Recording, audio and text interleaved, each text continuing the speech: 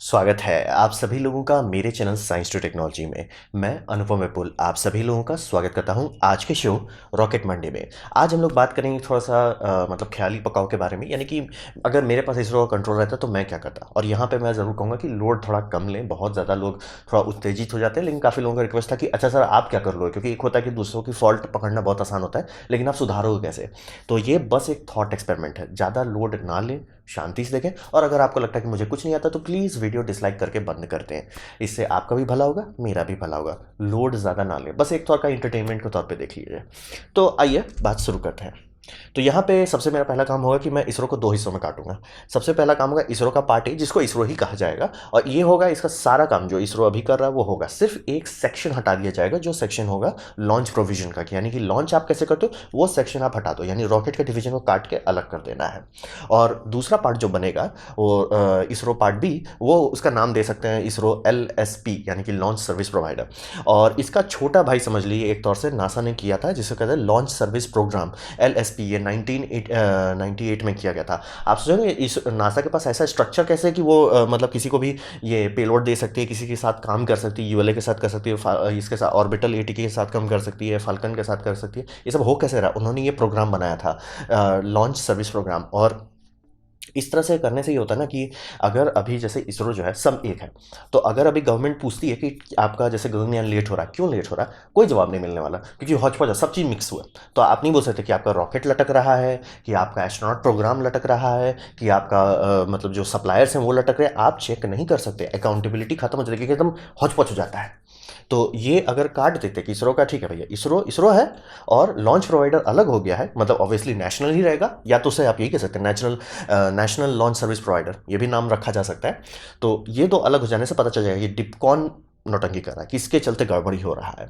और इससे अकाउंटेबिलिटी आ जाती है कि कौन घोटाला कर रहा है, क्यों इतना दिक्कत हो रहा है, क्या मतलब। एक पेमेंट हर किसी को लगता है, नासा को भी लगता है, आपको भी लगता है, हमें भी लगता है, हर किसी को पेमेंट चुकता है, लेकिन वो कहाँ जा रहा है पता तो चले, ताकि आप अगली बार सुधार सको। क्योंकि ज़रूरी नहीं है कि ये ज़रूरी नहीं कि हर बार कोई करप्शन के कारण ही आपका नुकसान हो सकता है कि कोई इनकॉम्पिटेंट हो, कि मतलब ज़रूरत से ज़्यादा, मतलब एक होता है ना कि लोड उठा लिया लेकिन संभाल नहीं पा रहा है, तो वो तो आपको समझना पड़ेगा। नहीं भाई आपने कोशिश की, आपसे नहीं होगा, हम दूसरे को पकड़ते हैं।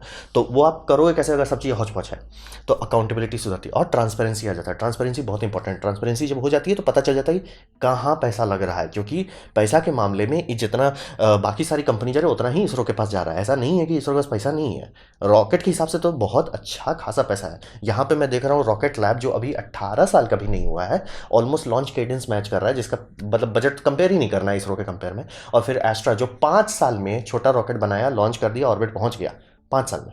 5 साल लगा है इस कंपनी का। और इसरो का कितना एज है, 50 से ऊपर है। तो ये समझना बहुत ज़रूरी है कि हो क्या रहा है, कहाँ से ऐसा हुच पुच हो जा रहा है। तो उसके लिए ज़रूरी है कि दो अलग अलग कर दो, कि आपका रॉकेट के ऊपर जो रखना है और रॉकेट को लॉन्च करने के बाद जो करना है वो सब एक इसरो एक करेगा, और इसरो बी लॉन्च कैसे करते हैं, क्योंकि ये समझना बहुत जरूरी है। स्पेस प्रोग्राम का कोई मतलब नहीं है, इसरो का जो ए पार्ट है कहने को वो मेन होगा, लेकिन उसका कोई वैल्यू नहीं है। क्यों? क्योंकि नॉर्मल कंपनी और स्पेस कंपनी में अंतर बस एक ही चीज़ है, रॉकेट है कि नहीं। क्योंकि आप समझ लीजिए बहुत सारी कंपनी आई, प्राइवेट कंपनी और मतलब गवर्नमेंट सब्सिडी के साथ भी बहुत सारी कंपनी है जो सैटेलाइट फ़ोन देने की कोशिश की है, सैटेलाइट इंटरनेट देने की कोशिश की है, सबके सब फ्लॉप हो गए, आधा से ज़्यादा बैंकरप्ट हो गए। कोई इधर बिक गया, कोई उधर बिक गया, कोई किसी तरह टूट फूट के टिका। देख लीजिए वन वेब आया, बिक गया। तो हर कंपनी के साथ ऐसा क्यों हो रहा था? क्योंकि किसी के पास रॉकेट नहीं था। इसीलिए स्टार लिंक किसी तरह रोग आके चल रहा है, क्योंकि स्पेस एक्स के बाद खुद का रॉकेट है, ये समझना जरूरी है। जब तक ये इसरो पार्ट भी यानी लॉन्च सर्विस प्रोविजन हमारा अच्छा नहीं होगा, बाकी सारा चीज़ का कोई मतलब नहीं है। रॉकेट तुम्हारे पास अच्छा है तो ही काम का है, नहीं तो बस हुलू लुलू कर रहे हो। कहने को आप ये कर लो कि हमारा ये है वो है, सस्ते में कर ले। रॉकेट कैसा है? रॉकेट अच्छा नहीं है, कोई मतलब नहीं है, आप हुलू लुलू करते रहो। तो ये समझना बहुत ज़रूरी है, और इससे दोनों दिखेगा कि कौन हिस्सा गड़बड़ कर रहा है, कहाँ से हौच पौच हो जा रहा है। और इससे एक दूसरा बात होगा कि अभी आप जितने भी small satellite launch company India में स्टार्टअप के तौर पे आ रही है, आप किसी का देखेंगे बैंक बैलेंस देख के आपका दिल नहीं खुश होगा कि हाँ तुम्हारे पास थोड़ा वजन है। थोड़ा जैसे कि ब्लू ऑरिजिन का बैंक अकाउंट देखिएगा, हाँ तुम्हारे पास वजन है। स्पेस एक्स का बैंक अकाउंट देखिए, वजन है। ULA का देखिएगा, वजन है। तो सब कंपनी में वजन है। इंडिया में जितने स्मॉल स्टार्टअप कंपनी आ रहे हैं वो सबका वजन बहुत कम है। कारण क्या है? कोई इंटरेस्ट नहीं ले रहा है। क्यों नहीं ले रहा? मतलब अंबानी मानी जैसे कैलिबर के बहुत सारे लोग हैं इंडिया में, तो वो सब क्यों नहीं ले रहे? क्योंकि इसरो में देख के ही लगा कि इसरो तो हमेशा अपना रॉकेट इस्तेमाल करेगा। बाहर से आप देखिए, आप एक बाहर से इन्वेस्टर के तौर पे देखिए, आपको क्या दिख रहा है? इसीलिए नासा ने इस पर डेवलपमेंट किया था कि अगर नासा ओपनली कहता कि नहीं हम सर्विसेज खरीदेंगे, तब हर लोग थोड़ा पैसा डालने को राजी होता है, बिना उसके कि अरे आप बना तो ले रहे हो लेकिन खरीदेगा कौन, तो वो इशू हट जाता है। तो इससे प्राइवेट कंपनी को बहुत जोर का बूस्ट मिलेगा कि आप कुछ कर सकते हो।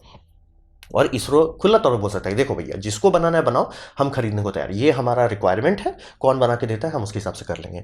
और इससे कॉन्फ्लिक्ट ऑफ इंटरेस्ट खत्म हो जाता है, क्योंकि एक कोई भी कंपनी जैसे जिनके पास करोड़ों करोड़ों की संपत्ति है, वो ऐसे मुंह दिखाई कर लगा नहीं देंगे, उनको एकदम सॉलिड चाहिए कि यहाँ पैसा बनाया जा सकता है। तो उनको अगर दिखेगा कि इसरो ने ये रिक्वायरमेंट मारा है, वो रिक्वायरमेंट अगर हम इसरो के पार्ट बी से जल्दी कंप्लीट कर सकते हैं, उससे कम दाम में कर सकते हैं जैसे स्पेसएक्स किया, तो हमें मिल जाएगा कॉन्ट्रैक्ट। तो ये करना ज़रूरी है ताकि ट्रांसपेरेंसी हो, मतलब अकाउंटेबिलिटी आए और प्राइवेट कंपनीज को बूस्ट मिले। क्योंकि अभी प्राइवेट कंपनी का कि हम प्राइवेट कंपनी बनेंगे और प्राइवेट लॉन्च करेंगे, वैसे नहीं हो पाएगा उतना आसानी से। मतलब एक दो लॉन्चर मिल जाएंगे लेकिन बहुत ज़्यादा तो मिलेंगे, क्योंकि इंटरनेशनल क्लाइंट तो खरीद ही नहीं सकते, क्योंकि इंटरनेशनल मार्केट में तो ऑलरेडी सब आगे आके निकल गए हैं। इंडिया पीछे चल रहा था, यूएसए तो पीछे नहीं चल रहा था, यूएसए तो आके तीसरी कंपनी पर भी बात हो रही है, और चौथी ड्रैगन फ्लाई भी शायद पहुंच जाए ऑर्बिट इसी साल में, तब तो हो गया वो चौथी कंपनी बन जाएगी। तो हिसाब वही है कि गाड़ी बहुत लोगों को खुल गया, वो आगे चलेंगे। तो इंटरनेशनल मार्केट में ये इंडियन स्मॉल सैटेलाइट लॉन्च वाले तो टिक नहीं पाएंगे, क्या कि ऑब्वियसली इनके पास एक्सपीरियंस नहीं है। तो एक्सपीरियंस घुमा फिरा के आता है इसरो के पास, और इसरो बोल रहा है कि नहीं हम अपना ही रॉकेट इस्तेमाल करें, तो घूम फिर के गोल गोल गोल गोल लटक गए। तो इसीलिए ये दो हिस्सों में बांटना, और इससे कॉन्फ्लिक्ट ऑफ इंटरेस्ट घटता है। तो इससे थोड़े करोड़पति थोड़ा देख सकते हैं कि थोड़ा हम भी यहाँ हाथ मार सकते हैं। तो ये ज़रूरी है इसरो को दो हिस्सों में कर देना। अब बात करते हैं कौन सा रॉकेट आएगी। तो यहाँ पे रॉकेट जो है, एक रॉकेट, नौटंकी नहीं, 5-6 रॉकेट सीरीज नहीं, 15-16 रॉकेट वेरिएंट नहीं, एक रॉकेट, नो ऊपर नो नीचे, नो दाएं नो बाएं, एक रॉकेट, वन रॉकेट। जैसे लॉर्ड ऑफ द रिंग्स में था ना कि one ring to rule them all, one rocket to rule them all, basically Falcon 9 का बड़ा भाई। तो यहाँ पे क्या चीज़ पे फोकस किया जाए, यहाँ पे फोकस है मास प्रोड्यूसिबिलिटी की, यानी कि धड़धड़ा के बनाया जा सकता है। मतलब एक बार हमने मैन्युफैक्चरिंग शुरू कर दिया, धड़ धड़ धड़ धड़ धड़ बनाते रहना है, कोई लोड ही नहीं लेना है। सप्लाई चेन, मतलब अभी ऐसा है कि अगर कल को मान लीजिए इसरो के पास दुगना बजट आ जाए, क्या वो मतलब गगनयान को फास्ट ट्रैक कर सकता है? नहीं, रॉकेट बनाया ही नहीं जा सकता, क्योंकि रॉकेट में बारूद है, सॉलिड बूस्टर्स है, पार्ट काउंट क्या है कि मतलब कितने नट लगते हैं, कितने बोल्ट्स लगते हैं, कितने अलग अलग यूनिट लगते हैं, वो बहुत ज़्यादा है। तो चाह के भी वो डबल नहीं कर सकता, वो मास प्रोड्यूसिबल है ही नहीं। इसीलिए मतलब समझिए टोटल कॉन्ट्रैक्ट 12 पीसेस 13 पीसेस है, वो शायद अब थोड़ा सा बढ़ा दे, उसको 15-16 पीस और करते हैं। तो हिसाब वही रहता है कि वो चाह के भी कुछ नहीं कर सकते, वो नहीं होना है। इसको शुरू से क्या हम इसे मास प्रोड्यूस कर सकते हैं, जैसे गाड़ी बनाई जाती है या ट्रक बनाया जाता है, वैसे धड़धड़ा के मास प्रोड्यूस कर सकते हैं कि नहीं, और इसकी कैपेसिटी पे कितना एम पे फोकस किया जाएगा। और 30 टन, 30 टन क्यों? बात यह है कि 30 टन जो है ना कि वो एक देश को कैरी करने का कैपेसिटी रखता है। 30 टन का मतलब हो गया कि देश का जितना भी सपना है वो पूरा किया जा सकता है, चाहे वो मतलब आर्टिफिशियल ये मैंड मिशन हो, बड़े बड़े सैटेलाइट मिशन हो, या जियो स्टेशनरी के लिए हैवी मिशन हो, या मतलब समझिए स्पेस स्टेशन, 30 टन सबको अच्छे से कर सकता है। तो ये सबसे बड़ा, और रीयूजेबल तो बनाना ही पड़ेगा, और ह्यूमन रेटिंग करेगा। और ये ह्यूमन रेटिंग के लिए बहुत इंपॉर्टेंट है कि एक रॉकेट है, ताकि सप्लाई चेन पूरी तौर से आप ह्यूमन रेट एक बार कर लोगे तो फिर लोड लेने की ज़रूरत नहीं पड़ेगी। और इससे दूसरा बात आता है कि मैंने बताया स्मॉल सैटेलाइट जितने लॉन्च कंपनी प्राइवेट बन रहे हैं, उनको खुद ही का बात है कि वो मतलब समझिए चवन्नी सा टुकड़ा गिर रहा है, उस टुकड़े के लिए उनको 10 कंपनी लड़ रही है, कहाँ से वो टिकेगी? नहीं टिक पाएगी। तो ये स्टार्टअप को चांस देता है कि एक्चुअली आप ग्रो कर सको, क्योंकि मतलब समझिए स्पेस शटल का रिटायरमेंट होना टाइम से पहले एक तौर से स्पेसएक्स उसी कारण से है, क्योंकि अगर नासा ऐसे अपंग नहीं हो जाता उसके चक्कर में, तब तक वो डिमांड ही नहीं करता कि आप हमें सर्विस प्रोवाइड करो। तो अगर 30 टन का रॉकेट बनाने की कोशिश करता है, तो पीएसएलवी जीएसएलवी छोटे छोटे सबको हटा दिया जाए, तो हिसाब क्या बनेगा कि अब इंडिया को कोई छोटा रॉकेट चाहिए, छोटा रॉकेट छोटी कंपनी बना सकती है, उनको अब एक मौका मिल रहा है, उन्हें एक फर्टाइल ग्राउंड मिल रहा है। क्योंकि बाहर वाले इंटरनेशनल मार्केट में तो ये टिक नहीं सकते, क्योंकि सीधा सीधा बात है, सब कंपनी बन चुकी है, लॉन्च करने लगे हैं। जिस टाइम तक मतलब आगे की बात कर रहे हैं 1-2 साल के अंदर, तो चांसेस है कि मतलब समझिए रॉकेट लैब्स का रॉकेट रीयूजेबल होने लगे। और अगर गलती से वो लोग सेकंड वेरिएंट पूरा कर लिया, यानी न्यूट्रॉन रॉकेट पूरा कर लिया, तो बात ही नहीं। एस्ट्रा भी 4-5 लॉन्च कर देगा, उनका सेकंड लॉन्च अभी रुका हुआ है, इसलिए क्योंकि एफएए का अप्रूवल नहीं है। ऐसा नहीं कि रॉकेट नहीं, रॉकेट बना लिए, 3-4 रॉकेट और बना के रखा हुआ है, और ड्रैगन लैब्स का भी चल रहा है गाड़ी फुल स्पीड पे। तो समझ लीजिए इंटरनेशनल मार्केट में बहुत सारे प्रोवाइडर आ गए हैं, हम लोग पीछे चल रहे हैं तो दुनिया पीछे चल रही है, ऐसा नहीं है। तो यहाँ पे समझना चाहिए, यहाँ पे होता है कि इसरो के पास अब एक वॉइड हो जाएगा, एक खालीपन आ जाए, वो खालीपन को भरने के लिए आप आओ, तो इससे पैसा देने में भी आसानी होगी, और ये सब कंपनी को भी वो थोड़ा दिखेगा कि नहीं हमारे पास कुछ करने को है। मतलब एक मतलब स्पेसएक्स के पास एक ड्राइव है। वो ड्राइव क्यों आया था? क्योंकि वो सेल क्या कर रहे थे कि आप हमारे साथ काम कीजिए, हम ये अमेरिका को फिर से विंग्स देंगे, तभी जाके ड्रैगन मतलब समझिए कि इतना दिन तक समझिए एस्ट्रोनॉट्स भेज ही नहीं सकते थे, रशिया के पास जाके मांगना पड़ता था। वो मतलब समझिए अपंगता खत्म किया, तो वैसे इसमें ये ड्राइव बहुत फायदेमंद रहेगा कि बड़े सारे छोटे छोटे रॉकेट आप छोटी छोटी कंपनी संभालो, और जो आप लोग में से सक्सेसफुल हो पाता है वो आगे बढ़ जाएगा। नहीं तो अभी कॉन्फ्लिक्ट ऑफ इंटरेस्ट में ही लड़ जाए, और खुद ही कॉन्फ्लिक्ट ऑफ इंटरेस्ट बना रहे हैं कि भैया हम स्मॉल सैटेलाइट लॉन्च व्हीकल बना रहे हैं। मतलब क्यों चाहते हो कि सारी प्राइवेट कंपनी भूखे मर जाए? तो वो पहला हो गया। और फिर यहाँ पे बेसिक डिज़ाइन स्टार्ट किया जाएगा कि मतलब क्या करना है, फिजिक्स के अंदर हो सकता है कि नहीं, सपने देखने का तो कुछ भी है, फिजिक्स के अंदर हो सकता है कि नहीं, क्या क्या हमारा वो है। और ये 1 महीना के अंदर रफ स्टार्ट कर दिया जाएगा। अब बोले रॉकेट 1 हफ्ते में, ये 1 महीने में डिज़ाइन नहीं किया जा सकता, बात एकदम सही है, लेकिन रफ डिज़ाइन आराम से 1 महीने में हो जाता है। फाइन ट्यूनिंग करने में, डेवलपमेंट करने में टाइम लगता है, लेकिन रफ डिज़ाइन बहुत जल्दी हो जाता है। इसीलिए स्पेसएक्स समझिए इतना धड़धड़ा के सीजी रेंडरिंग क्यों दिखा रहे थे, क्योंकि रफ डिज़ाइन बहुत जल्दी हो सकता है कि ठीक है हम ये करना चाहते हैं कि आप फिजिक्स अलाउ करता है कि मतलब एक रफ मैथमेटिक्स करना बहुत आसानी से हो सकता है। हाँ, ऐसा हो सकता है कि आप 30 का रफ डिज़ाइन लेके चल रहे थे, करते करते एंड में पता चला आपका 25 का ही कैपेसिटी है, कोई बात नहीं, लेकिन अभी भी आपके पास 25 है, इसीलिए सपने बड़े होने चाहिए। और ये 1 महीना में रफ आइडिया होगा कि क्या डायमीटर है। तो यहाँ पे हिसाब ये समझिए, इसको स्टार्टिंग से डे 1 से मल्टी स्ट्रीम पैरेलल डेवलपमेंट करना होगा, यानी कि जो जो चीज़ अलग अलग बांट के अलग अलग उस पर काम किया जा सकता है वो सबको शुरू के दिन से स्टार्ट कर देना, यानी 1 महीना खत्म होने के बाद से ही। ये नहीं कि अच्छा ये सब जब पूरा हो जाए ना तब हम करेंगे, वैसा नहीं, नौटंकी नहीं, फटफटा के, मतलब टाइम इस समझ लिए बहुत इंपॉर्टेंट है। आप खुद सोच लीजिए ना, एस्ट्रा जैसी छोटी कंपनी 5 साल के अंदर पहुंच गई ऑर्बिट पे, पहुंच गई ऑर्बिट पे और इसलिए उतना बूम हो गया उनका रॉकेट, उसके बाद भी पहुंच गए। तो ये सब समझना जरूरी है। ये सब कैसे कर पा रहे हैं, ये सब छोटी कंपनी कैसे, मल्टी स्ट्रीम पैरेलल डेवलपमेंट। ऐसा नहीं होता कि अच्छा ये हो जाए तो वो हम करें। जैसे पुराने लोगों का सोच क्या था कि step A B C D E F, तो अब इनका करंट अप्रोच क्या है, करंट जितने भी स्टार्टअप्स हैं उनका है कि ए क्या बी डिपेंडेंट है ए पे, हाँ तो ठीक है, तो बी को छोड़ो। सी डिपेंडेंट है, नहीं सी डिपेंडेंट नहीं है, सी पैरेलली कर सकते हो, तो चलो सी को पैरेलली स्टार्ट कर दो। जो जो चीज़ पैरेलली डेवलप किया जैसा सबको पैरेलली करने लगते हैं।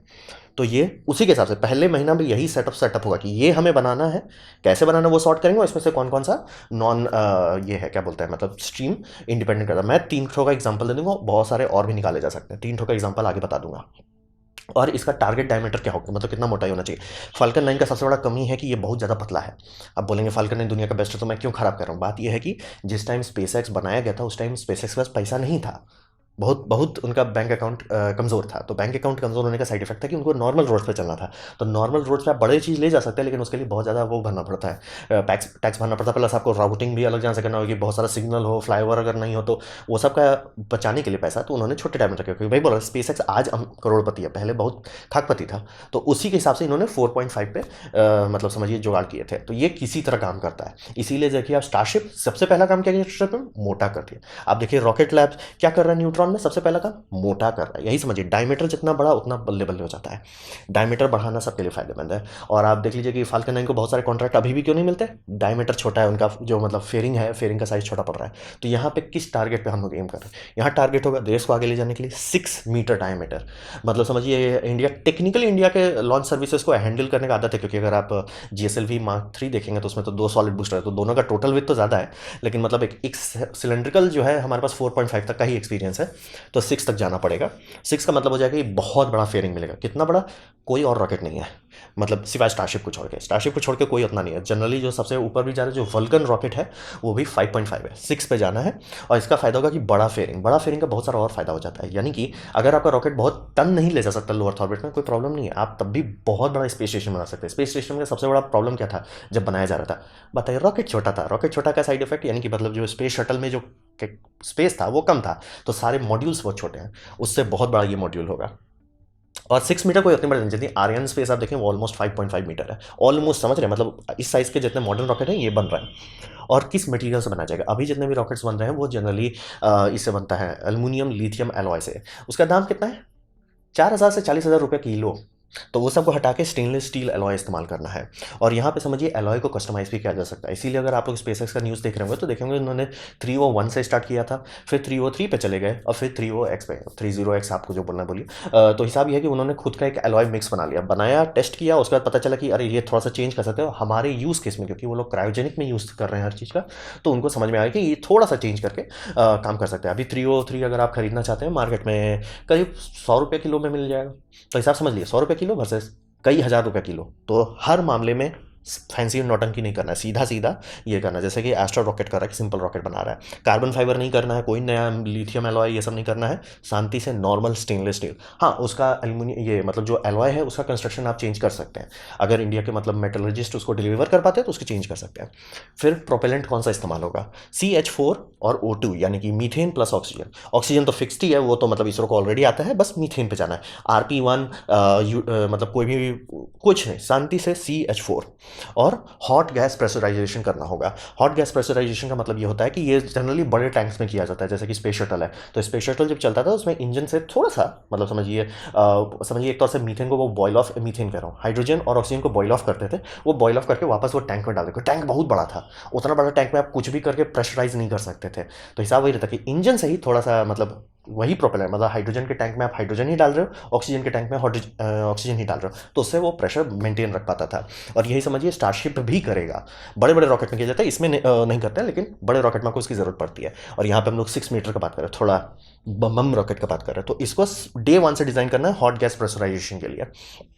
और नाइट्रोजन का सेकेंडरी सर्किट लगेगा। नाइट्रोजन किस लिए इस्तेमाल होता है, कई सारे केसेस में इसका कहीं मुझे एक्जैक्ट डिटेल नहीं मिला, लेकिन काफ़ी सारा यूज़ है। जैसे कि सबसे बड़ा यूज़ है कोल्ड गैस थ्रस्टर। अगर आप रियूजेबल रॉकेट करना चाहते हैं, अंतरिक्ष में इसे अपने आप को ओरिएंट करना पड़ेगा, उसके लिए कोल्ड गैस थ्रस्ट रहेगा। और ऑक्सिलरी यूज़, ऑक्सिलरी यूज़ में क्या क्या हो सकता है, सिंपल तौर पर कुछ केसेस में ये किया जा सकता है कि इंजन के पास घुमा के टर्बाइन में उसे निकाल दें, तो उससे क्या होगा, जनरेटर चला सकते हैं। मतलब अगर आपको बैटरी का लोड कम करना है तो आप बैटरी का लोड कम कर सकते हैं। दूसरा, आप उससे ये कर सकते हैं, स्पूल अप कर सकते हैं। आप देखते होंगे कभी भी फाल्कन 9 का स्टार्टिंग का लॉन्च स्ट्रीम देखते होंगे, तो देखते होंगे स्पूल अप कर रहे हैं, कूल डाउन कर रहे हैं, स्पूल अप कर रहे हैं। स्पूल अप करने के लिए और नाइट्रोजन इस्तेमाल किया जा सकता है, और फ्लशिंग भी करने में काम आता है, कि जैसे कि इंजन आपने कट किया और फिर से रीस्टार्ट करना चाहते हैं, तो अगर वहाँ पे कुछ फंसा हुआ है तो वो बूम कर देगा इंजन, तो उसको फ्लश करने के लिए, मतलब समझ एकदम चकाचक करने के लिए नाइट्रोजन इस्तेमाल कर सकते हैं।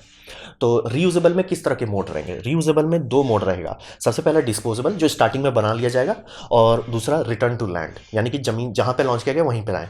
इसे समुद्र में कैच करने की कोशिश भी नहीं करना है, वो सब पे टाइम नहीं वेस्ट करना। कारण ये है कि सी फेयरिंग इक्विपमेंट्स बहुत ज़्यादा महंगा लगता है, और उसका रिटर्न ऑन इन्वेस्टमेंट बहुत ख़राब आता है। तो इसीलिए समझिए कि इलेक्ट्रॉन लैब भी वही कर रहा है कि नहीं, हम लोग को वो करना ही नहीं है। और जितने भी लोगों का मतलब TLDR हो रहा है वो सब वही हो रहा है। इसलिए आप देख लीजिए फाल्कन 9 फेयरिंग को रिकवर करने के लिए एक बड़ा शिप बना है, बाद में बोले भाई शांति से समुद्र में उतारने दो, इसलिए बहुत महंगा पड़ता है। सी वेयरिंग एसेट उतना वर्थ नहीं है। तो ये हुआ रॉकेट का कोर प्रिंसिपल। अब मैं उसके कुछ कुछ पैरेलल डायरेक्शन के बारे में बात कर दूंगा, और भी हो सकते हैं, मैं सिर्फ 3 को कवर करूंगा।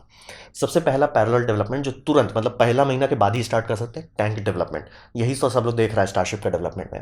हिसाब ये समझिए, क्योंकि आपको सिर्फ इसको जानने के मतलब स्टार्ट करने के लिए आपको हाइट और डायमीटर पता होना चाहिए। डायमीटर अगर हम लोग मान के ही चल रहे हैं कि 6 मीटर का ही बनाना है, तो हाइट उसके हिसाब से डिजाइन कर सकते हैं। तो यहाँ पे सबसे पहला काम क्या होगा, एक महीने में क्या पूरा रॉकेट तो ऑब्वियसली आप नहीं बनाओगे, तो सबसे पहला काम सप्लाई चेन ठीक करना है। सप्लाई चेन यानी कौन मेटल कंपनी है जो इसको ठीक से सेल कर सकती है, बना सकती है, एलॉय मिक्सिंग सही से कर सकती है। क्योंकि एलॉय जो है 3O, आप बोल रहे हो 3O3, जरूरी नहीं कि बेचने वाला को 3O3 दे रहा है, वो घोटाला कर सकता है। मतलब लिटरली लोग प्लाज्मा स्पेक्ट्रम लेके ऑन साइट, अगर खासतौर पे चाइना से मटेरियल आता है, उसको चेक करते हैं कि भैया ये एलॉय तो आपका 602 था, 602 की जगह आप हमको 308 दे रहे हैं। होता है लिटरली, लोग मेटल में घोटाला करते हैं, एल्यूमिनियम ही दिखेगा। तो वो सब करने के लिए आपको चेक करना पड़ेगा। तो ये इसरो के साथ भी होगा कि ठीक है, हमने कितने सारे सप्लायर है, हमारा कॉन्ट्रैक्ट का ऑर्डर करो। फिर ऑब्वियसली स्टार्टिंग छोटे से करेंगे कि भैया कुछ टन, मतलब समझिए एक दो स्पूल बेच के, स्पूल में जनरली स्टेनलेस स्टील भेजा जाता है, तो 1-2 स्पूल से स्टार्टिंग किया जाएगा। कौन कौन कंपनी है जो यहाँ डिलीवर कर सकती है, कौन कौन कंपनी ये एलॉय पे अच्छे से कर सकती है, क्या रेट है, सब टेस्टिंग ये स्टार्टिंग से करना शुरू कर देंगे। और इनका मेन काम है इंप्रूविंग मैन्युफैक्चरिंग, यानी कि अभी लिटरली सबसे बड़ा बात आप देखते होंगे कि कैसे ULA जैसी बड़ी कंपनी, जिसके पास दादाजी के ऊपर के दादाजी का एक्सपीरियंस है, वो धुल कैसे गई स्पेसएक्स से। कारण था कि उनका मैन्युफैक्चरिंग बहुत खराब है। अगर अभी आप दुनिया का सबसे बड़ा रॉकेट जो डेवलप हो रहा है, यानी कि स्टारशिप, उसके अंदर देखेंगे कुछ ज़्यादा आसानी से चीज़ किया हुआ है। सिर्फ टंकी है और उसमें मेटल का रिम लगाया। मैंने रॉकेट प्रोपेलेंट टैंक का डिटेल वीडियो बनाया, इसके अंदर उसमें बैफल देने पड़ते हैं, स्ट्रक्चरल सपोर्ट देना पड़ता है, क्योंकि ये प्रेशराइज रहता है। अगर इसमें आप हॉट गैस वापस डाल रहे हो तो इसका PSI समझ लीजिए करीब करीब 2 या 3 बार्स तक हो सकता है। तो मतलब थोड़ा बम होना चाहिए। प्लस पानी, ऐसे पानी ही कह रहा हूँ, मतलब समझिए कि अंदर ऑक्सीजन हो और मीथेन हो, वो सब स्लॉशिंग होगा, तो एंटी स्लॉशल बैफल भी देना पड़ता है। तो तिगड़म थोड़ा लगता है, लेकिन ये आसानी से किया जा सकता है। अब इसको आप कंपेयर करेंगे, चाहे वो ULA का ये नया सीरीज़ का वॉल्कन रॉकेट हो, चाहे नासा का आप ये SLS देखेंगे, अंदर से देखेंगे SLS में मिलिंग किया हुआ है, यानी कि जो मेटल है वो मेटल नहीं है, वो मेटल का ये लेते हैं, बैलेट कहना ही सही होगा, हाँ बैलेट ही लेते हैं, फिर उसमें CNC से मिलिंग करते हैं, फिर उसको रोल करते हैं, फिर करते हैं। स्पेसएक्स क्या करता है, शीट लिया, गोल गोल गोल गोल, काम खत्म, घर जाओ। तो ये समझना ज़रूरी है, यही सबसे पहला चीज़ फोकस करना है कि मैन्युफैक्चरिंग कर सकते हैं कि नहीं, फटाफट लोड नहीं लेना। स्टील आया, काम करना शुरू करो, कैसे इसको रोल करें। और उस टाइम आप टेस्टिंग भी कर सकते हैं, क्योंकि एक होता है कि हुलुलुलु, एक होता है एक्चुअल टेस्ट करके देखना है। कि इसीलिए स्पेसएक्स समझिए दबा के लिक्विड नाइट्रोजन खाता है कि आराम से 10,000 आप कंप्यूटर सिमुलेशन कर लीजिए, 10,000 स्पेक्शीट पढ़ लीजिए, एक्चुअल टेस्ट कर लीजिए, तुरंत सब चीज़ पता चल जाता है। वही कर ले, स्मॉल टेस्टिंग कर करके तुरंत पता चलता है क्या ये एलॉय टिक सकता है, क्या हमारी वेल्डिंग टेक्निक, क्योंकि मेटल एक बात होता है, वेल्डिंग करना मेटल को अलग बात हो जाता है। वेल्डिंग फटाफट करने में कमज़ोर हो सकता है, सही से वेल्डिंग टाइम नहीं देते हैं, वेल्डिंग को कूल का, एक्सपेंशन का, सबका टाइम दिया जाता है, वो अगर आप सही से नहीं कर रहे हैं, मेटल कमज़ोर हो जाता है वहाँ पे। तो वो सबको टेस्टिंग ही करना पड़े, तो नाइट्रोजन उस काम को संभाल लेता है। और फुल स्केल मॉकअप बनाएंगे। मॉकअप बनाने का क्या फ़ायदा होगा, अभी आप ये समझिए कि एसएलएस बनने से पहले मॉकअप बनाया जा रहा है, और मॉकअप बना के इधर उधर कर रहे हैं। ऐसा क्यों कर रहे हैं, बात है कि आपका फैक्ट्री एक जगह पे होगा, लॉन्च पैड दूसरे जगह पे होगा, कैसे ले जाएंगे, कैसे आपको अंदाज़ा कैसे रहेगा कि ये इस जगह पे नहीं भिड़ेगा, इधर नहीं भिड़ेगा। कंप्यूटर में तो ये सब आप कर नहीं सकते। तो हर जगह ये समझ लीजिए वल्कन का हो रहा है कि उन्होंने, इसे कहते हैं वेट रिहर्सल भी कहा, कई बार कहा जा सकता है, और कई बार इसको कहते हैं वेट ड्रेसिंग। तो हिसाब वही रहता है कि ये सब फेक है, लेकिन टेस्टिंग के लिए सबसे बेस्ट है कि आराम से एक्चुअल चीज़ ले जाके देखो कि कितना खर्चा हो रहा है, कितने लोगों को हायर करना पड़ रहा है, कितना आपको ओवरसाइज ट्रक, मतलब हर एक डिटेल क्लियर हो जाता है। और ये काम आप सबसे पहला दिन स्टार्ट कर सकते हैं, कोई लोड नहीं लेना है फड़फड़ा के बाद। और इस बार मशीनिंग पे ध्यान नहीं देना है, मशीनिंग ज़रूरत ही नहीं पड़नी चाहिए। टैंक का डेवलपमेंट के लिए सीएनसी मशीन एकदम कम। हाँ, कुछ यूनिक पार्ट्स हो, कुछ थोड़ा छोटा मोटा पार्ट हो जिसमें लेजर कट इस्तेमाल हो रहा है, तो ठीक है, लेकिन सीएनसी कम से कम इस्तेमाल होना चाहिए एकदम। वो नहीं जो आइसो ग्रिड का पैटर्न बनाना पड़ता है, लुट जाते हैं लोग उसको बनाने में, तो वो सब नहीं करना है। तो वही समझिए, फुल स्केल पे धड़धड़ा के ये सबसे पहला काम स्टार्ट हो जाना चाहिए। ये मैंने आपको एक स्ट्रिंग बताया। दूसरा स्ट्रिंग जो सबसे इंपॉर्टेंट है, इंजन। तो इंजन पे तो ऑब्वियसली यही, इंजन चलता है तो बम बम, नहीं चलता है तो फुस। तो यहाँ पे इंजन पे रिवर्स इंजीनियरिंग को करनी है। रिवर्स इंजीनियरिंग ऐसा नहीं कि दूसरे को उठाना है, रिवर्स इंजीनियरिंग की गोल इनके क्या क्या है, उस गोल्स को इनको पूरा करना है। तो सबसे पहला इसमें होना चाहिए इलेक्ट्रिकल रीस्टार्ट कैपेबिलिटी। ये समझिए स्पेसएक्स थोड़ा देर से सीखा कि मतलब इलेक्ट्रिकल रीस्टार्ट होना ज़रूरी है। स्पेस शटल में इलेक्ट्रिकल रीस्टार्ट था, यानी कि उनको कोई थर्ड इक्विपमेंट की ज़रूरत नहीं पड़ती थी। कि जैसे टी टैप आप लोग सुनते होंगे, स्पेस एक्स में टी टैप इस्तेमाल किया जाता है इंजन स्टार्ट करने के लिए, उसकी ज़रूरत नहीं पड़ती है। मेन स्पेस शटल में इलेक्ट्रिकल स्पार्क सिस्टम था जो स्टार्ट कर देता था। तो वही करना है, इलेक्ट्रिकल स्टार्ट। कोई भी थर्ड चीज़ नहीं चाहिए, ग्राउंड सपोर्ट नहीं चाहिए, तभी आप उसे स्पेस में रीस्टार्ट कर सकते हैं। तो वो सबसे पहला इंपॉर्टेंट बात, इलेक्ट्रिकल रीस्टार्ट होना चाहिए। और सी एंड स्पेस केपेबल होना चाहिए, ये बात स्टार्टिंग से है। 2 इंजन नहीं बनाना, 3 इंजन बनाना, एक ही इंजन को जितने पीस बनाने बनाइए, लेकिन एक ही डिज़ाइन, तभी उसको आप मास प्रोड्यूस कर सकते हैं। और यहाँ पे सबसे ज़्यादा टाइम खाने वाला चीज़ जो होता है इंजन में, वो 2 चीज़ जनरली टाइम खाता है इंजन डेवलपमेंट में। सबसे पहला होता है आपका इंजेक्टर प्लेट, और दूसरा होता है टर्बो पंप। और ये दोनों थैंकफुली आजकल 3D प्रिंटर इतने डेवलप हो चुके हैं जो आप मार्केट में खरीद सकते हैं। ऑब्वियसली आपका बैंक बैलेंस थोड़ा तगड़ा होना चाहिए, लेकिन आप खरीद सकते हो, जो आपको पूरा का पूरा इंजेक्टर प्लेट बना के दे दे और पूरा का पूरा टर्बो पंप असेंबली बना के दे दे। और ये दोनों अगर आप फटाफट कर लेते हैं तो रॉकेट इंजन बहुत जल्दी बनाया जा सकता है, बहुत जल्दी, महीनों में बात कर रहा हूँ। मतलब ऑब्वियसली वो फाइनल प्रोडक्ट ये नहीं होगा, फाइनल प्रोडक्ट नहीं होगा, लेकिन आपके पास एक रफ आइडिया आ जाएगा कि हाँ, ये हम बनाना चाह रहे हैं, इसमें यहाँ यहाँ ये बूम हो रहा है, ऐसे ऐसे करके उसको रॉकेट कंट्रोल कंप्यूटर लगाना पड़ेगा। वो सब आप बहुत जल्दी कर सकते हैं, क्योंकि 3D प्रिंटिंग आप कंप्लीट हो चुका है। यानी 3D प्रिंटिंग अब एक्सपेरिमेंटल टेक्नोलॉजी नहीं है, ये आप ऑर्डर करके मांग खरीद सकते हैं। इंडिया में 2-3 स्टार्टअप भी ट्राई कर ही रही है उसका करने का। तो वही समझिए, और इनका पूरा मेन फोकस होना चाहिए मास प्रोडक्शन में, धड़धड़ा के बना सकते हैं कि नहीं। तो इंजन में इनको यही फोकस करना है, इलेक्ट्रिकल रीस्टार्ट करना है, 3D प्रिंटिंग को सिर्फ 2 चीज़ पे फोकस करना है। अब लेकिन पूरा इंजन को नहीं 3D प्रिंट कर, बात है कि बड़ा इंजन 3D प्रिंट करने लायक नहीं है उतना बड़ा। मतलब उस स्केल पे, उस साइज़ पे आपको नॉर्मल मैन्युफैक्चरिंग सस्ता पड़ने लगता है। तो तिगड़म वाले चीज़ को बस उस पर करें, क्योंकि ये सब का डिज़ाइन बहुत चेंज होता है। मतलब अगर आपको इंजन को रिफाइन करना है तो जनरली आप इंजेक्टर प्लेट पर मेहनत करेंगे, फिर टर्बो पंप पर मेहनत करेंगे, बाकी सब चीज़ जनरली उतना चेंज नहीं होता है। तो इसीलिए ये दोनों को फटाफट इटरेशन 1, इटरेशन 2, इटरेशन 3 करते जाना है। बाकी सब बेल नोजल जो है, नोजल थोड़ा सा आप चेंज करोगे, और उसका एक बार अगर आप कर्वेचर फाइनलाइज कर लेते हैं जितना गैस फ्लो के हिसाब से, बाद में नहीं चेंज होगा उसका। आप एक बार वो बना लोगे, फॉर्म कहते हैं, फॉर्म बना लेंगे, उसके ऊपर मेटल रख के बेंड किया जाता है, काम खत्म, लोड मत लीजिए। तो इंजन वैसे करके ये एक अलग स्ट्रिंग, और ये सबसे कोर स्ट्रिंग होना है। ये अगर बम बम हो गया, बाकी सारा काम निपट जाएगा। ये नहीं हुआ कि मतलब लिटरली इसरो का जो पुराना स्टाइल था कि हम 10 साल में एक क्रायोजेनिक इंजन डेवलप किए, वो नहीं चलेगा। यहाँ 5-5 साल में लोग आगे ऑर्बिट चले जा रहे हैं, आप 10 साल में सिर्फ इंजन बना रहे हो, वैसे नहीं चलेगा। यहाँ पे फटाफट काम होना चाहिए। और पहले ये मुश्किल था, पहले अगर कोई मुंह खोल के बोल भी देता तो अब नहीं एक्सेप्ट कर सकते। लेकिन अब है कि 3D प्रिंटर आप खरीद सकते हैं। और मैं नॉर्मल 3D प्रिंटर की बात कर रहा हूँ, ऑब्वियसली मेटल 3D प्रिंटर की, लेकिन ये मिलते हैं। और इंजेक्टर प्लेट और आपका ये सब का डेवलपमेंट आराम से किया जा सकता है। तो ये एक्चुअली पॉसिबल करता है कि छोटी छोटी कंपनी इतना स्पीड से रॉकेट बना ले रही है, इसी के कारण, 3D प्रिंटिंग के कारण, कि इंजेक्टर प्लेट और टर्बो पंप ये संभाल लो, बाकी काम निपट जाएगा।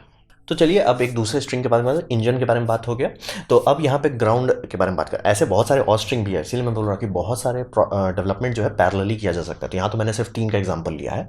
तो यहाँ पे मेन फोकस करना है जो भी ग्राउंड क्रू बनेंगे, जो भी मतलब जिनका काम है कि हमारा काम है बिल्डिंग बनाना, उनको हॉरिजॉन्टल मैन्युफैक्चरिंग पे फोकस करना है। आपको ये समझना थोड़ा इंपॉर्टेंट बात है कि यूएलए जैसी बड़ी कंपनी जिसके अंदर बोइंग है, लॉकहीड मार्टिन है, बड़े बड़े दादाजी हैं, एक्सपीरियंस के ऊपर एक्सपीरियंस है, वो कैसे पिट गया स्पेसएक्स से। तो यह फोटो में आपको दोनों का आंसर क्लियर हो जाना चाहिए। कारण यह है कि आप अभी इसरो को भी देखें तो इसरो भी ऐसा ही करता है। कारण यह है कि मतलब रॉकेट डेवलप कर लिए, स्टेज बनाते हैं, स्टेज जनरली, और उसको सीधा ले जाते हैं और उसके ऊपर दूसरा स्टेज खड़ा खड़ा रखते हैं। साइड इफेक्ट वो बिल्डिंग बनानी पड़ती है, जिसे हम लोग कहते हैं जनरली फाइनल असेंबली बिल्डिंग, या इस तरह का कुछ भी कहा जा सकता है। और वो बिल्डिंग हटाना भी पड़ता है, क्योंकि आप ऑब्वियसली पूरा बना या तो बिल्डिंग वहीं रहेगी और रॉकेट को आपको बाहर निकालना पड़ेगा, या दोनों केसेस में बहुत महंगा पड़ता है। तो ये जो स्ट्रेट करना है, इससे स्पेसएक्स कैसे बचा, रॉकेट को पूरी तौर से हॉरिजॉन्टल किया और सिर्फ इसको डेवलप किया, मतलब जो कि बेसिक चीज़ है रॉकेट को सीधा खड़ा करना। अगर आप देखते होंगे रशिया का लॉन्च जो है, उसमें भी देखते होंगे रॉकेट ट्रेन से आता है और एंड में बस खड़ा कर देते हैं। ये कर देने से बहुत पैसा बच जाता है। तो पूरी तौर से फोकस करना है, और जितने भी स्मॉल स्टार्टअप हैं सब वही कर रहे हैं। ऑब्वियसली स्मॉल स्टार्टअप चाहे तो भी ये अफोर्ड नहीं कर सकते, और रहा जरूरत नहीं पड़ेगा, रॉकेट उतना लंबा नहीं है, दो मंजिला 3 मंजिला बिल्डिंग हो जाएगी। लेकिन यहाँ पे थोड़ा हम लोग बड़ा रॉकेट का बात कर रहे हैं, तो ये पूरी डे 1 से इस पर ध्यान देना है कि इसको कोशिश ही नहीं करना है खड़ा करने का। आपका पूरा ये हो जाए। बेस्ट केस ये हो सकता है कि मान लो कोई ये डिमांड आ जाता है कि आर्मी की तरफ से, जनरली नहीं आएगा इंडिया में, लेकिन मान लीजिए आ जाता है कि नहीं हमें पूरा डायरेक्ट करना है, तो इसका एक टेम्प्रोरी वेरिएंट बनाया जा सकता है जिसमें सिर्फ और सिर्फ पेलोड असेंबली होगा, पूरा का पूरा रॉकेट नहीं, सिर्फ पेलोड असेंबली। तो वो किया जा सकता है, लेकिन डे 1 में तो नहीं। और कोई भी जनरली कोई भी सैटेलाइट के लिए वो उतनी ज़रूरी नहीं होती है। कुछ खास तौर पे नीश मिलिट्री सैटेलाइट की जरूरत पड़ता है, वो भी सिर्फ यूएसए में ऐसा हल्ला है, बाकी कहीं जगह पे ज़रूरत नहीं पड़ता। मॉडर्न सैटेलाइट पे हम नहीं पड़ता है। तो ये हो गया पूरा फोकस करना, ताकि दाम कम रहे और धड़धड़ा के काम किया जा सके। और फिर रहा बाकी मटेरियल्स का काम भी, ये इन्हीं को ग्राउंड क्रू को दिया जाएगा। तो इनका काम होगा extraction of on site, basically air distillation on site बनाना है, जिसमें O2 और N2 का एक्सट्रैक्शन कर सके। भले ऐसा खुद ऑन साइट क्यों कर रहे हैं, बात है कि आप कब टेस्टिंग कर रहे हो, धड़धड़ा के कब करने रहे हो, कब स्लो कर रहे हो, उसके हिसाब से आपको हमेशा दूसरे पे डिपेंडेंट रहना पड़ेगा।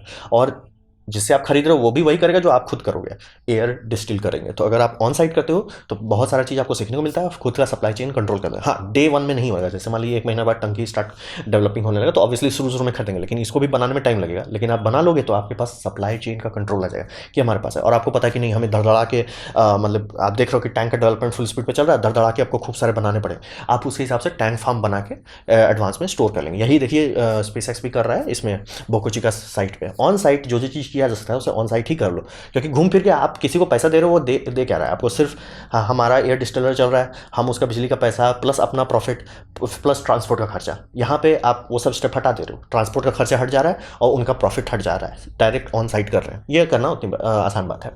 फिर सबाटियर रिएक्टर के बारे में काम किया जाएगा, जो ऑन साइट CH4 बनाएगा। ये स्टार्टिंग में नहीं है, ये मतलब समझिए कि ये on site O2 N2 profitable है, लेकिन CH4 एक्चुअली नेगेटिव करेगा अगर वैसा आप करना चाहते हैं।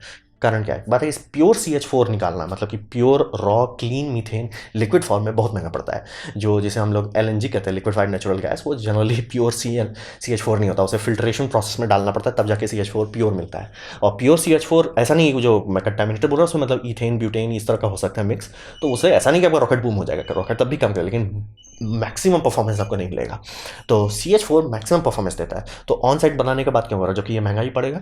बात ये है, इससे आपको अगेन वही दूसरा बात आता है कि दूसरों की प्रॉफिट को आप हटा दे रहे हो, और प्राइस अप डाउन से आप इंडिपेंडेंट हो जा रहे हो। कि जैसे अभी रिसेंटली न्यूज़ आ रहा है कि रशिया दाम बढ़ा रहा है गैस का, कोई दिक्कत नहीं है, इसरो तब भी काम करता रहेगा भाई, हमारा है अपना, हमारा फिक्स कॉस्ट है, हमको मतलब देश का इलेक्ट्रिकल ग्रिड से बिजली मिल रहा है, और वो भी जैसे जैसे जैसे सोलर फार्म्स और बढ़ते जा रहे हैं तो वो भी लोड नहीं लेना है, विंड फार्म ऐड होते जा रहे हैं वो भी लोड नहीं लेना है, आराम से अपना काम करता रहेगा। और इसका मतलब इसरो जैसी मतलब समझिए गवर्नमेंट एजेंसी जनरली दूसरे गवर्नमेंट एजेंसी के साथ डील करती है। जैसे कि इसरो के केस में वो एग्रीकल्चर डिपार्टमेंट से डील करती है कि हमारा रिसोर्सेस यानी सैटेलाइट्स को इस्तेमाल करके आप अपना एग्रीकल्चर का बेनिफिट बनाएं। गवर्नमेंट इंटर डिपेंडेंट होती है। तो इसरो के साथ एनर्जी डिपार्टमेंट से बात करके CH4 प्लांट डेवलपमेंट में रिसर्च किया जाए, क्योंकि अभी ये ऐसा चीज़ नहीं कि जो नहीं बनता है, लेकिन ये ऐसा नहीं कि रिफाइंड है मास प्रोड्यूसेबल, तो भले इसको मास प्रोड्यूस करके क्या फ़ायदा होगा। बात है कि अगर आप सब बैठ के रिएक्टर ठीक से बना लेते हैं तो आप इलेक्ट्रिकल एनर्जी को केमिकल एनर्जी में बदल रहे हैं। ये बहुत इफिशिएंट नहीं है लेकिन कर ले रहे हैं। और CH4 स्टोर करना बहुत आसान होता है। यानी कि अगर आपने मतलब समझिए दिन में बम बम सोलर फार्म बन रहा है, जो कि खूब सारे सोलर फार्म बन रहे हैं और बहुत आराम से ये हो जाएगा कि दिन में बंद करना पड़ जाएगा सोलर फार्म, फालतू का एनर्जी वेस्ट हो जाएगा। अगर वो एनर्जी को आप CH4 में बदलें, उसका समझिए मेजॉरिटी वेस्ट ही हो जाएगा, लेकिन कुछ भी जो आप कन्वर्ट कर रहे हैं उसे आप स्टोर कर सकते हैं। फिर बोले उसको यूज़ कैसे करेंगे? इंडिया में बहुत सारे नेचुरल गैस पावर प्लांट बन रहे हैं जो जेट इंजन पर चलते हैं। वो आराम से मीथेन खा जाएगा, उसको कोई दिक्कत नहीं है। मीथेन जो वो गदगद होकर खाएगा, गदगद बिजली बना के दे देगा, कोई दिक्कत नहीं है। तो समझ लीजिए मीथेन स्टोर। और इसका ये फायदा होता है कि आप लॉन्ग टर्म एनर्जी स्टोरेज कर सकते हैं कि ठीक है वो मतलब जब भी मतलब समझिए गर्मी में दिन में ओवर प्रोड्यूस हो रहा था, आपने थोड़ा सा मीथेन मारा, थोड़ा और प्रोड्यूस हो रहा है, ठंडा में कम पड़ रहा है, तब ठंडा में आप चलाइए। ये लॉन्ग टर्म स्टोरेज दे सकता है। तो एनर्जी डिपार्टमेंट वालों के लिए ये एक अच्छा टूल है। और मतलब ऑब्वियसली आपका खुद का रॉकेट है और इससे प्योरिटी कंट्रोल करना बहुत आसान हो जाएगा कि अगर आप प्योर CH4 ही प्रोड्यूस करो तो प्योर CH4 ही आप लिक्विफाई करोगे, प्योर CH4 ही आप अपने रॉकेट में डालोगे। तो ये तो एनर्जी डिपार्टमेंट हो गया। और दूसरा, अगर कल को इंडिया को स्पेस प्रोग्राम बनाना है कि हम अंतरिक्ष में कुछ करेंगे, तो घूम फिर के उन्हें स्पेस स्टेशन बनाना है। स्पेस स्टेशन का सबसे बड़ा लिमिटेशन होता है ऑक्सीजन खत्म हो जाना। तो ऑक्सीजन खत्म करने के लिए मतलब नासा के पास भी यही प्रॉब्लम था कि ISS बनाने को बना दिया, लेकिन उसमें लोग ऑक्सीजन बहुत खा रहे हैं। तो ऑक्सीजन को रिप्लेनिश करने के लिए वो लोग पहले ये करते थे कि आराम से आप ये भेज दिए, सीधे सीधे वाटर भेज दिए, इलेक्ट्रोलाइज कर दिया। प्रॉब्लम था कि वाटर आप इलेक्ट्रोलाइज कर रहे हो, ऑक्सीजन मिल जा रहा है बल्ले बल्ले, लेकिन आपको हाइड्रोजन वेंट करना पड़ रहा है, फालतू का एक बाय प्रोडक्ट निकल जा रहा है। और कार्बन डाइऑक्साइड तब भी आपको स्क्रब करना है। तो अभी क्या करते हैं कि कार्बन डाइऑक्साइड लेते हैं, उसे जो मॉक्सी मैंने बताया था मार्स में जो भेजा गया, उसी का एक वेरियंट है जो आराम से मतलब वेरियंट क्या मतलब जो डिफरेंट नाम है, उसी को लेकर इलेक्ट्रोलाइज कर देते हैं, जिससे वो मीथेन बोल रहा हूँ, ऑक्सीजन फ्री ऑक्सीजन निकाल दे रहा है। कार्बन डाइऑक्साइड से आपका ऑक्सीजन निकाल दे रहा है और कार्बन मोनोऑक्साइड दे रहा है। कार्बन मोनोऑक्साइड को हाइड्रोजन का, जो कि आपका इलेक्ट्रोलाइसिस से निकला था, हाइड्रोजन को लेके मिक्स करके CH4 बना दे रहा है। मतलब ऐसा क्यों कर रहा है? इससे आपका 2 वेस्ट प्रोडक्ट्स फिर हो जाता है। आपको ये कार्बन मोनोऑक्साइड नहीं चाहिए स्पेस में, वो आपने हटा दिया। उस मतलब समझिए कार्बन डाइऑक्साइड में जो आपका ऑक्सीजन था वो भी आपने लिबरेट कर दिया, तो आपके पास फ्री ऑक्सीजन वापस आ गया और आपको थोड़ा सा हाइड्रोजन लगा के आपने उससे कार्बन को अलग कर दिया। ऐसे ही करके ISS लॉन्ग टर्म स्टेबिलिटी दे पाता है। ये पहले तो था कि वाटर भेज भेज कर रिप्लेनिश करते थे, अब थोड़ा थोड़ा हाइड्रोजन भेजते हैं और काफ़ी लंबा चलता है। तो वही समझिए कि लॉन्ग टर्म ये करना चाहते हैं इंड्योरेंस, तो घूम फिर के आपको ये करना ही पड़ेगा। और CH4 पूरी तरह से आप उसको चाहे तो आप क्रायो कूलर लगा के उसे लिक्विफाई करके रॉकेट में वापस रिफिल भी कर सकते हैं। छोटे छोटे सैटेलाइट को तो आप ये कर सकते हैं, रीबूस्ट भी कर पाएंगे। तो ये डेवलप करना ही है, ये घूम फिर के ये टेक्नोलॉजी आपको डेवलप करना ही पड़ेगा अगर लंबा करना चाहते हैं। तो ऑन साइट डे 1 में तो ऑब्वियसली सब नहीं होगा, लेकिन डे 1 में आपका हॉरिजॉन्टल मैन्युफैक्चरिंग, फिर एयर हैंडलिंग इक्विपमेंट, फिर धीरे धीरे ये CH4 वाला ये थोड़ा टाइम खाएगा, लेकिन इसे भी डेवलप किया जाएगा। और रेल, अगर यहाँ पे बहुत एनर्जी कंजम्पशन हो रहा है, बहुत सारा मटेरियल कंजम्पशन हो रहा है, तो रेल लिंक का डेवलपमेंट, जैसे कि रशिया वाले सिस्टम में कि रेलवे लाइन जुड़ा हुआ है, ताकि मतलब ये भी आप ध्यान से देखें तो रेलवे चक्के पे, यहाँ सब पे भी देखें रेलवे चक्का, बहुत सारी चीज़ रेलवे चक्के पे ही रहता है, तो उसका कर दिया जाएगा। और इनका मतलब डे 1 से ये बना सकते हैं लैंडिंग और लॉन्च पैड। इसलिए बोल रहा हूँ ये रिटर्न ऑन लैंड करना है इसको, अंतर ये मतलब समुद्र पे कुछ हुलू नहीं करना है। तो ये हुआ ग्राउंड। और ये मैंने सिर्फ 3 बताया, ऐसे बहुत सारे, जैसे आपका इलेक्ट्रॉनिक्स वाला डिवीजन, वो भी बहुत आसानी से स्टार्ट किया जा सकता है, पैरेलल डेवलपमेंट। और उससे कारण तब आपका ऐसा होगा कि धड़धड़ा के 4-5 महीना बीतने लगा, अब आपके पास एक रॉकेट आने लगा। एक साल बीतने लगा, अब आपके पास फंक्शनिंग रॉकेट आने लगा। 2 साल बीता, हाँ आपका प्रोजेक्ट कंप्लीट होने लग रहा है। इसी स्पीड का इस्तेमाल करके सारी प्राइवेट कंपनी इतनी कम उम्र में धड़धड़ा के आगे निकल जा रही है। तो यहाँ पे बात करते हैं, मैंने सब कुछ एग्जांपल दिया। तो फिलॉसफी क्या होगा? करंट फिलॉसफी एक चीप एंड बेस्ट है, 1970 से आगे नहीं जाना है। यहाँ पे फिलॉसफी अलग है। यहाँ पे फिलॉसफी है पार्ट काउंट एकदम कम रखना है, यानी कि कितने चीज़ लगते हैं वो कम होना चाहिए, कम से कम पार्ट काउंट जितना कम उतना लाइफ ऊपर रहेगा। और मशीनिंग टाइम कम रखना है कि जैसे ये ULA का एक मशीन है, फ्यूल टैंक बनाने के लिए बड़ा बड़ा एल्युमिनियम का जो हाई ग्रेड एल्यूमिनियम रहता है, एल्युमिनियम लिथियम एलॉय, जो कहीं बहुत महंगा होता है, टन में खरीदते हैं और उसको टन को कुछ किलो में बदल देते हैं। तो सोच लीजिए जो चिप्स निकला वो तो गया, फालतू का वेस्ट हुआ। तो आप खरीद रहे हो उतना महंगा चीज़, फिर उसमें मशीन करो, ये मशीन कोई सस्ता मशीन तो है नहीं, फिर उसको ये किया जाता है, मतलब जो आइसो ग्रिड पैटर्न है वो मिल करते हैं, बहुत टाइम वेस्ट करता है। तो ये सबको सबसे पहला काम है हटा देना, एकदम मशीन कम से कम इस्तेमाल होना। हाँ छोटे पार्ट्स के लिए कोई दिक्कत नहीं है, कोई दिक्कत नहीं, इंजन के लिए ज़रूरत ही पड़ेगा ही, वो सब के लिए दिक्कत नहीं, लेकिन पूरा का पूरा टैंक का दीवार बना रहे नहीं, उसमें लुट जाएंगे, वो सब नहीं करना है, वो सब नौटंकी नहीं। तो यहाँ पे रिड्यूस पावर काउंट करना है। और फिर ये समझिए सप्लाई चेन पर पूरा ध्यान देना है। सप्लाई चेन, ये मतलब स्पेसएक्स का सबसे बड़ा बात था कि वो धीरे धीरे करके एक एक चीज़ अपने अंदर लाते जा रहे थे, और लोग बोले क्या वो एक्स्ट्रा स्टेप्स ले रहे हो वो, लेकिन वो एक्स्ट्रा स्टेप्स उन्होंने लिया और एंड में ये हो गया कि अरे दूसरे लोग हुलूलू करें, हमें पता है कि कहाँ से हमारा टरबाइन आ रहा है, हमें पता है कहाँ से आ रहा है, सप्लाई चेन पर मेहनत किया था। तो फायदा ये हो गया कि धड़धड़ा के दूसरे लोग का अरे अप डाउन हो रहा है, मार्केट अप डाउन हो रहा है, इनका कुछ नहीं, हमें कोई दिक्कत नहीं, सप्लाई चेन सॉलिड होना चाहिए।